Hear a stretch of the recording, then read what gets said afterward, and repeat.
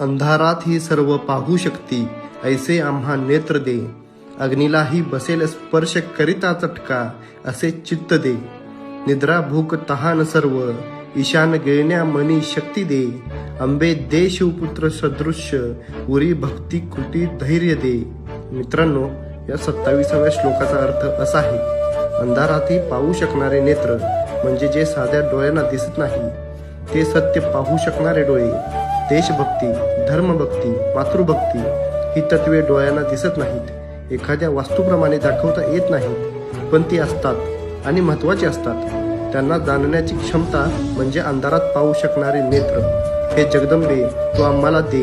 अग्नीलाही चटका लावेल असे चित्त म्हणजे अत्यंत ज्वलंत अंतःकरण, अत्यंत जाज्वल्य धर्मभक्तीची आणि देशभक्तीची आग आमच्या मनात उत्पन्न कर, असे मागणे आई जगदंबेच्या पायांशी आपण करतो.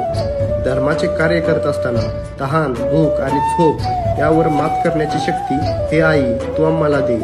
आणि या सर्वांचे सार म्हणजे पुण्यश्लोक भगवान श्री शिवछत्रपतींसारखी धर्मभक्ती, देशभक्ती आम्हाला दे. त्यांच्यासारखे जगण्याची शक्ती आम्हाला दे.